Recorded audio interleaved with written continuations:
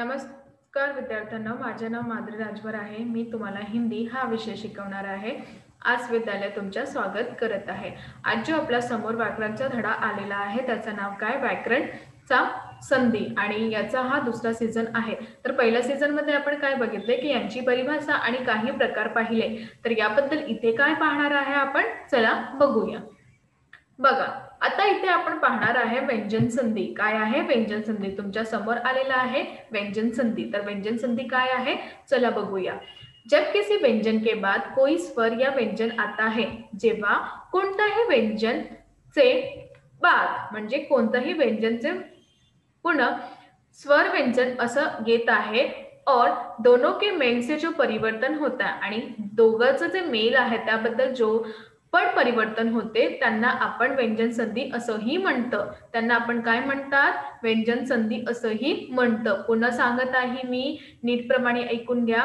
जेव्हा कोणताही व्यंजन त्यांचा नंतर येतात किंवा त्यांचा वाद येतात, त्या स्वर किंवा त्या व्यंजन मध्ये दोघांचाही मेल करून जात आहे, जे परिवर्तन होऊन जात आहे त्यांना आपण व्यंजन संधी असंही म्हणतं. कळलं? हो. तर चला अजून बघून घ्या.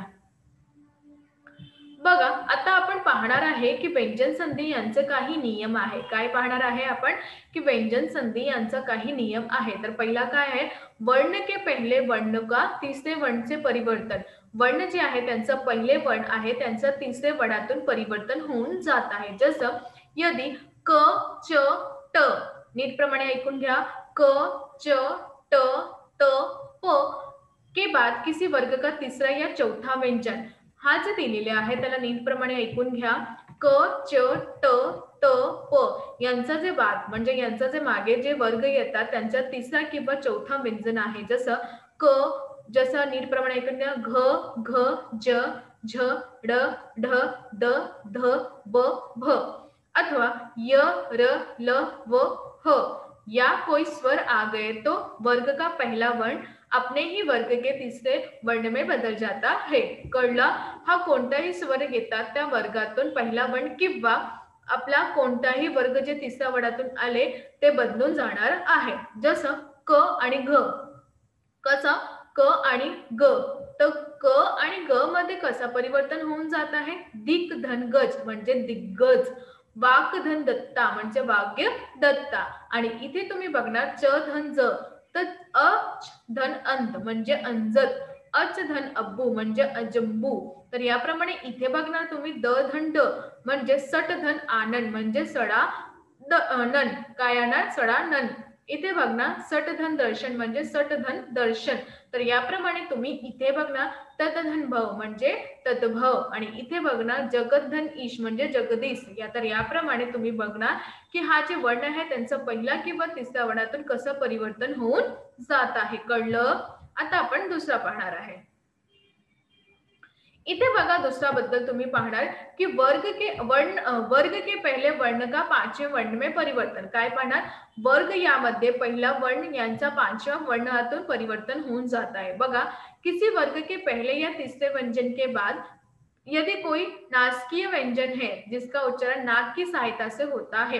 तर याबद्दल कसे सांगितलं आहे? कोणताही वर्ग पहिले किंवा तिसऱ्या व्यंजनातून कोणताही नाशिक म्हणजे नाकाचे उच्चारण होऊन जात आहे किंवा त्यांची सहायतातून उच्चारण होऊन जात आहे. जसे न, जेव्हा तुम्ही ड म्हणतात की तेव्हा तुम्ही बघतात की आपल्या नाक म्हणजे नाकातून उच्चारण होतं. र ड न म. तर याबद्दल तुम्ही बघणार की आपला नाकातून उच्चारण होऊन जात आहे. तो वर्ग पहले या तीसरे व्यंजन के साथ स्थान पर अपने ही वर्ग को पाचवें वर्ण में आ जाता है. तर याबद्दल तुम्ही पाहणार की हा जे वर्ग आहे त्याबद्दल तुम्ही पाहणार की पहिले किंवा तिसरा हा व्यंजनातून स्थान तर आपला पाचव्या वर्णातून येऊन जात आहे. कळलं? जसे बघा क ड, तर क ड म्हणजे वाकधनमय म्हणजे वाडमय. दिकधन नाद म्हणजे दिड्डनाद. त न म्हणजे चित्तधनमय म्हणजे चिन्मय. इथे बघा सतधनमती म्हणजे सन्मती. तर याप्रमाणे असंही परिवर्तन होऊन जात आहे. ट न म्हणजे इथे बघणार सटधन मास सणमास, सटधन मुख सणमुख. तर याबद्दल असंही परिवर्तन होऊन जात आहे. तुम्हाला कळत आहे की नाही? हो, तर चला अजून बघून घ्या. इथे बघा तुम्ही यदि त के बाद च, छ के बाद ज आणि झ के बाद ट, ठ तर नंतर ड आणि ढ तर नंतर ल आणि तो. तर याप्रमाणे तुम्ही बघणार त धन च धन च. तर सतधन चरित म्हणजे सच्च चरित. सतधन चित म्हणजे सच्चित. त धन छ बराबर च म्हणजे जगत धन छाया, जग छया. उत्धन छीन म्हणजे उच्छीन. याप्रमाणे इथे बघणार त धन ज बराबर ज म्हणजे सतधन जन बराबर सज्जन. जगत जन जननी म्हणजे जग जननी. तर याप्रमाणे त धन टीका तट्टिका, सत धन टीका सट्टिका. तर याप्रमाणे इथे बघणार तुम्ही त धन ड बराबर ड म्हणजे उत्धन डयन उड्डयन. त धन ल बराबर ल म्हणजे उत्धन लेख म्हणजे उल्लेख. तर याप्रमाणे असंही परिवर्तन होऊन जात आहे. आता अजून काय आहे बघून घ्या. इथे तुम्ही बघणार की यदि त के बाद श व्यंजन आता है तो त का च हो जाता है और श व्यंजन छ में बदल जाता है. यदि तुमच्याकडं त यांचा तच नंतर श असा व्यंजन होऊन जात आहे किंवा तच नंतर च असा होऊन जात आहे तर स व्यंजन छ में बदलून जात आहे. जसं त धन स म्हणजे छ. म्हणजे इथे पहिला प्रश्न काय उत्धन श्वास म्हणजे उच्छ्वास, उत्धन शिष्ट म्हणजे उत्तरशिष्ट. काय येणार उत्धन शिष्ट म्हणजे उत्तरशिष्ट.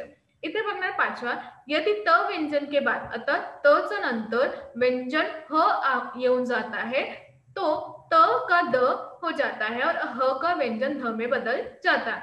तच द होऊन जाणार आहे आणि ह व्यंजन धतून बदलून जाणार आहे. जसे त धन हय म्हणजे तध, उत्धन हार म्हणजे उद्धार, पदधन हित म्हणजे पद्धती. तर या परिवर्तन असंही परिवर्तन होऊन जात आहे. तर अजून काय आहे बघून घ्या. इथे तुम्ही पाहणार आहे यदि किसी स्वर के बाद छ व्यंजन आता है. आता कोणताही स्वर नंतर छ व्यंजन आता तर छ से पहिले च व्यंजन जुड जाता है. त्याबद्दल छ चे पहिले च व्यंजन जोडून जात आहे. जसं बघा विधन छेद म्हणजे विच्छेद. तर याप्रमाणे च आणि छ तुम्ही बघणार की जोडून जात आहे. स्वधन छंद म्हणजे स्वच्छंद. तर याप्रमाणे तुम्ही इथे पण बघणार आहे की च जोडून जात आहे. आता इथे आपण पाहणार म के बाद जे स्वर्ण का व्यंजन आता है, म यांचा नंतर कोणताही वळांचा व्यंजन होऊन जात आहे तर म उसी व्यंजन के वर्ग का नासकी अथवा अनुस्वार है. तर म त्याच्याही व्यंजनचा वर्गाचा नाशकी किंवा त्यांचा अनुस्वार होऊन जात आहे. जसं ड र न न म बन जाता है. जसे समधन गीत म्हणजे संगीत, समधन का म्हणजे संका. तर याबद्दल असंही परिवर्तन होऊन जात आहे. तर अजून काय आहे इथे बघणार तुम्ही म व्यंजन के बाद यदि म व्यंजन ही आता है तो म व्यंजन का द्वित्व मम हो जाता है. जेव्हा म व्यंजन यांचा नंतर म व्यंजन ही होऊन जात आहे तर म व्यंजनचा द्वित्व म होऊन जात आहे. बघा नीटप्रमाणे ऐकून घ्या सगळं. बघा म धन म म्हणजे मिम आणि पहिला म्हणजे समधन मान म्हणजे सम्मान. तर तुम्ही इथे बघणार की म म जोडून जात आहे. समधन मिलित म्हणजे सम्मिलित. तर इथे पण तुम्ही बघणार की म म जोडून जात आहे. इथे बघा येथे स व्यंजन के पहिले आता स व्यंजन यांचं पहिले आ के अलावा किंवा आ यांचा अलावा कोणताही अन्य स्वर होऊन जात आहे. कोणताही अन्य स्वर होऊन जात आहे त्यांना आपण श चा बदले श होऊन जात आहे. श यांचं परिवर्तन होऊन स होऊन जात आहे. जसे विधन समय म्हणजे विषम, विधन सम म्हणजे विषम, निधन सेत म्हणजे निषेध आणि सुधन सुप्त म्हणजे सुसुप्त. तर याप्रमाणे कसंही परिवर्तन होऊन जातं. स च बदल श यांचा प्रयोग कशा प्रमाणे आपण करत आहे ते पण आपण पाहिले. कळलं का नाही तुम्हाला? कळलं तर अजून काय आहे बघून घ्या. आता बघा विसर्ग संधि. विसर्ग के बाद स्वर या व्यंजन संधि आने से विसर्ग में जो परिवर्तन होता है उसे विसर्ग संधि कहते हैं. बघा नीट प्रमाणे ऐकून घ्या. विसर्ग हा शब्द जे स्वर या व्यंजन स्वर किंवा व्यंजन या संधीतून विसर्ग यातून परिवर्तन होऊन जात आहे त्यांना आपण विसर्ग संधि असंही म्हणतो. कळलं? हो बघा विसर्ग संधि यांचा नियम पहिला यदि विसर्ग से पहले अस्वर हो और बाद में या वर्ग का तीसरा चौथा पांचवा व्यंजन अथवा य र ल व ह में कोई भी व्यंजन हो तो विसर्ग का परिवर्तन ओ में हो जाता है. तर याप्रमाणे तुम्ही बघणार इथे यदि म्हणजे विसर्ग यांचा से पहिले स्वर हो किंवा नंतर अ या वर्गातून तिसरा किंवा चौथा किंवा पाचवा या व्यंजनातून अथवा य र ल व ह में कोणताही व्यंजन तो विसर्गातून परिवर्तन होऊन जात आहे, त्यांना मे होऊन जात आहे. पहिला बघा, तपधन बल म्हणजे तपोदल, तपधन बल म्हणजे तपोधन, अधधन पतन म्हणजे अधोपतन. इथे तिसरा बघणार, मनधन विनोद म्हणजे मनोविनोद आणि मनधन ज म्हणजे मनोज. तर याबद्दल असंही परिवर्तन होऊन जात आहे. तर अजून काय आहे नीटप्रमाणे ऐकून घ्या. इथे तुम्ही बघणार तीसरा, यदि विसर्ग से पहले अ या आ के अलावा कोई भी स्वर तथा बाद में वर्ग का तीसरा चौथा पांचवा व्यंजन हो अथवा य र ल व ह में कोई व्यंजन तो विसर्ग परिवर्तन र में हो जाता है. इथे तुम्ही पाहणार, यदि कोणताही विसर्ग तो पहिला अ किंवा आ यांचा अलावा कोणताही स्वर त्यांचा नंतर बाद वर्ग तिसरा किंवा चौथा किंवा पाचवा हा व्यंजन अथवा य र ल व ह यामध्ये कोणताही व्यंजन तो विसर्गता परिवर्तन होऊन जात आहे, त्यामध्ये र में होऊन जात आहे. जसं बघा, पहिला निधन, निधन धन, निधन. इथे बघणार पुधन जन्म, पुनर्जन्म. निधन भय म्हणजे निर्भय, निधन यात म्हणजे निर्यात. तर याप्रमाणे तिसरा बघा, यदि विसर्गे के बाद, आता विसर्गतेपणा त या स हो तो विसर्ग से में बदल जाता है. जेव्हा तुम्ही बघणार त किंवा स यातून विसर्गतच स बदलून जात आहे. बघा इथे पहिला, निधनसार म्हणजे निंसार, नम तंधे म्हणजे नमस्ते. तर अशाप्रमाणे असंही परिवर्तन होऊन जात आहे. तुम्हाला कळत आहे की नाही? हो. तर चला अजून बघून घ्या. आता इथे बघा, यदि विसर्ग से पहले कोई स्वर, आता विसर्गतेबद्दल कोणताही स्वर और बाद में च आणि त्यानंतर च किंवा छ किंवा या स म्हणजे व्यंजन जे आहे ते विसर्ग स होऊन जात आहे. बघा कसं, निधनचल म्हणजे निश्चल, निधनछल म्हणजे निश्चल.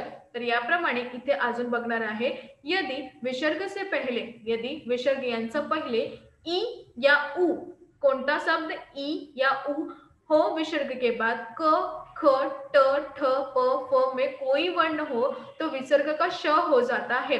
जसे निधनटूर म्हणजे निष्ठूर, धनुधन टंकार धनुष्कार, दुधन ट म्हणजे दुष्ट आणि निधन पक्ष म्हणजे निपक्ष. तर याप्रमाणे असंही परिवर्तन होऊन जात आहे. कळलं? हो. तर चला अजून बघून घ्या. आता यदि विसर्ग के बाद त थ व्यंजन तो स हो जाता है. आता विसर्गाच्या नंतर त किंवा थ व्यंजन होऊन जात आहे, ते स होऊन जात आहे. बघा कसा, जसे दुधंतर म्हणजे दुधस्तर, काय होणार, दुधंतर म्हणजे दु अस्तर. आणि इथे बघा मरुधन थल म्हणजे मरुस्थल. तर याप्रमाणे असंही परिवर्तन होऊन जात आहे. कळलं? हो. तर चला अजून बघूया. तर आज आपण काय शिकलो, आज आपण शिकलो की कशाप्रमाणे हा जे संधी आहे त्यांचं परिवर्तन कशाप्रमाणे होऊन जातं. मला माहित आहे की जेव्हा तुम्ही हा बघणार तर तुम्हाला असं वाटणार की मला तुम्हाला काहीही समजणार, तर असं नाही आहे. तुम्ही नीटप्रमाणे ऐकून घ्या. जे शब्दार्थ आहे ना त्यांचं उच्चारण पुन्हा पुन्हा करून ऐकून घ्या आणि ज्या उच्चारण तुम्हाला कळत आहे त्याला लिहून घ्या. जेव्हा तुम्ही लिहिणार आणि तुम्ही हे बघणार की कोणता स्वर व्यंजन मध्ये आहे, कोणता व्यंजन स्वर मध्ये आहे आणि त्याला जोडून कोणता नवीन शब्द निर्माण होऊन जात आहे, त्याच्याबद्दल आपल्याला कसं कार्य करायचं आहे किंवा त्यांचा उपयोग कशासाठी करायचा आहे, हा सगळं तुम्ही व्यवस्थित नीटप्रमाणे पुन्हा पुन्हा ऐकून घ्या. मला माहित आहे की जेव्हा तुम्ही एकदा बघणार तुम्हाला नाही समजणार, त्यापेक्षाही मी तुम्हाला सांगत आहे की एकदा नाही, दोनदा नाही किंवा तीनदा हा जे उच्चारण मी करत आहे ना ते तुम्ही पुन्हा पुन्हा पुन्हा बघून घ्या. जेव्हा तुम्ही पुन्हा बघणार आणि उच्चारणचं सर्वश्रेष्ठ महत्वाची गोष्ट काय आहे, उच्चारण. जेव्हा उच्चारण, कारण की काही शब्द असे आहेत जे नाकातून आपण म्हणतात, जसं न थ असं जे बघतात ते नाकातून आपल्याला उच्चारण होऊन जातात. तर याबद्दल ही कसं परिवर्तन होऊन जात आहे हा सगळं तुम्हाला व्यवस्थित प्रमाणे बघायचं आहे. बघून घ्या आणि लिहून घ्या. जेव्हा तुम्हाला नाही कळणार किंवा नाही समजणार आहे त्याबद्दल तुम्हाला पुन्हाही करायचं. आणि सर्वश्रेष्ठ महत्वाची गोष्ट, जेव्हा तुम्ही लिहिणार तेव्हा तुम्हाला अजून कळणार, कारण की जेव्हा तुम्ही लिहिणार तर त्या शब्दाचं लेखन जेव्हा तुम्ही करत आहे तर त्या शब्दांचं उच्चारण कशाप्रमाणे होऊन जात आहे किंवा कसं करत आहे हे पण तुम्हाला कळणार आहे. कळलं?